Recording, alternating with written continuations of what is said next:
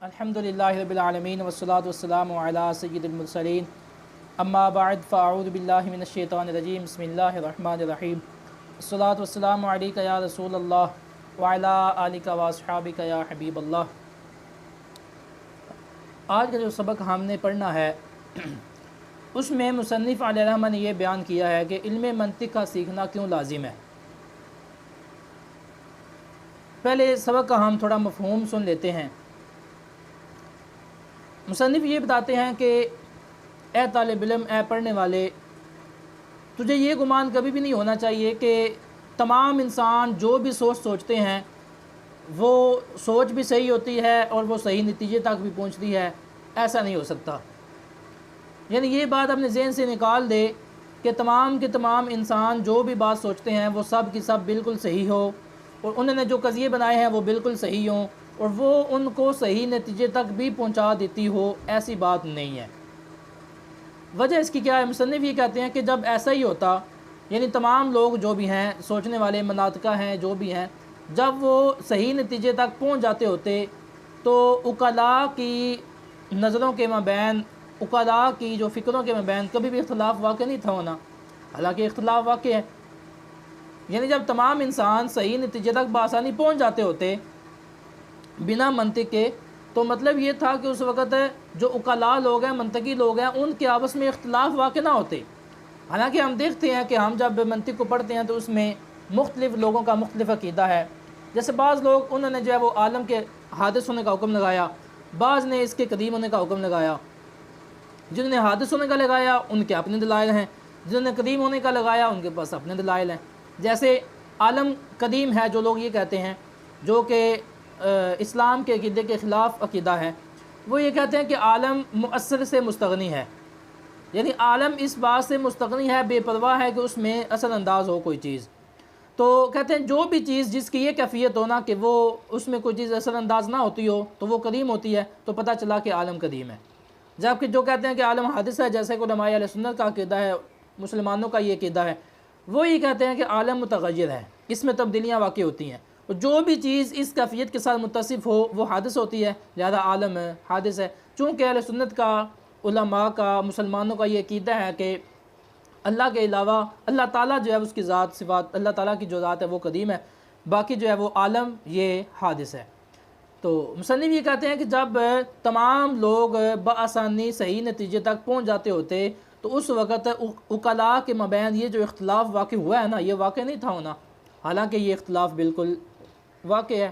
تو پتہ یہ چلا کہ جب عقلاء منطقی لوگوں کے عقلوں کے مابین بھی اختلاف واقع ہو گیا تو آج کل جو انسان سوچتے ہیں، کچھ وہ جو منطق پڑھتے بھی نہیں ہیں، کچھ وہ جو پڑھتے ہیں لیکن کما حق کو نہیں سیکھتے، تو اب وہ صحیح نتیجے تک ہر اپنی بات میں، ہر سوچ میں پہنچ جائیں، یہ ایک قریب ناممکن سی بات ہے۔ لہذا مصنف یہ کہتے ہیں کہ ہمیں ایک ایسے قانون کی حاجت ہوگی، ہمیں ایک ایسے علم کی حاجت ہوگی کہ جس علم کے ذریعے جب ہم چیزوں کو سوچیں گے، جب ہم غور و فکر کریں گے تو وہ چیز، اس علم کے ذریعے ہم اس چیز کے صحیح نتیجے تک بآسانی پہنچ جائیں۔ مصنف یہ فرماتے ہیں کہ وہ علم کیا ہے، وہ قانون ایسا کیا ہے؟ وہ قانون ہے منطق۔ یعنی جب آپ منطق کو سیکھنے کے بعد، منطق کے جو اصول و قواعد ہیں ان کو اپنے ذہن میں رکھنے کے بعد جب آپ کسی چیز کے متعلق بھی سوچیں گے تو اب یہ کہا جا سکتا ہے کہ آپ صحیح نتیجے تک بآسانی پہنچ جائیں اور آپ کی فکر میں غلطی واقع نہ ہو۔ تو آج کے سبق میں مصنف نے یہی بات بیان کی ہے۔ اب ہم اس کو عبارت سے دیکھ لیتے ہیں۔ فصل ایاک وان تظن ان کل ترتیب یکون صوابا موصلا الی علم صحیح کیف ولو کان الامر کذلک ما وقع الاختلاف والتناقض بین ارباب النظر مع انہ قد وقع۔ تو اس گمان سے بچ اس گمان سے کہ ہر ترتیب جو ہے وہ صحیح بھی ہوتی ہے اور ان میں صحیح تک پہنچانے والی بھی ہوتی ہے۔ مصنف کہتے ہیں کیف، یہ کیسے ہو سکتا ہے کہ اگر معاملہ ایسے ہی ہوتا تو عقلاء کی، ارباب نظر کی عقلوں کے مابین، ارباب نظر کے مابین اختلاف اور تناقض واقع نہ ہوتا، مع انہ قد وقع، باوجود اس کے کہ یہ واقع ہے۔ کہتے ہیں بعض کہنے والے، فمن قائل یقول، بعض کہنے والے یہ کہتے ہیں کہ العالم حادث ویستدل بقول العالم متغیر وکل متغیر حادث فالعالم حادث۔ کہتے ہیں بعض کہنے والے یہ کہتے ہیں کہ عالم حادث ہے، اور وہ دلیل دیتے ہیں اپنے اس قول کے ساتھ کہ عالم متغیر ہے، ہر متغیر حادث ہوتی ہے، لہذا عالم حادث ہے۔ ومن ظاہم یزم، بعد گمان کرنے والے یہ گمان کرتے ہیں کہ ان العالم قدیم غیر مسبوق بالعزم، ویبرہن بقول العالم مستغن عن المؤثر وکل ما هذا شانہ فهو قدیم۔ مصنف کہتے ہیں کہ بعض گمان کرنے والے یہ گمان کرتے ہیں کہ عالم قدیم ہے جو عدم کے ساتھ مسبوق نہیں ہے، مطلب ایسا نہیں ہے کہ وہ پہلے نہیں تھا بعد میں آ گیا۔ کہتے ہیں ہر وہ چیز، اور وہ دلیل دیتے ہیں اپنے اس قول کے ساتھ کہ عالم مؤثر سے مستغنی ہے، اور ہر وہ چیز جس کی یہ شان ہو وہ قدیم ہوتی ہے، لہذا عالم قدیم ہوگا۔ ولا ظنک شاکا فی احد الفکرین فی ان احد الفکرین صحیح والآخر فاسد غلط۔ مصنف کہتے ہیں کہ میں تجھے شک کرنے والا گمان نہیں کرتا اس بات میں کہ دو فکروں میں سے ایک صحیح ہے ایک غلط ہے۔ یعنی کہتے ہیں کہ مجھے یہ شک بھی نہیں ذہن میں آ سکتا کہ اب تجھے کوئی تذبذب ہوگا اس بات میں کہ پتہ نہیں اب ایک صحیح ہے ایک غلط ہے، یا کون سے صحیح ہے کون سی غلط ہے، یا دونوں ہی صحیح ہیں دونوں ہی غلط ہیں، کیونکہ ایسا ہو ہی نہیں سکتا کہ دونوں فکریں صحیح ہو جائیں، اور ایسا بھی نہیں ہو سکتا کہ دونوں غلط ہو جائیں۔ دونوں صحیح نہیں ہو سکتی کیونکہ اس وقت اجتماعی نقیضین لازم آ جائے گا، اور دونوں غلط نہیں ہو سکتی کیونکہ اس وقت ارتفاعی نقیضین لازم آ جائے گا، جو کہ دونوں ہی ناجائز ہیں، دونوں ہی محال ہیں، دونوں ہی باطل ہیں۔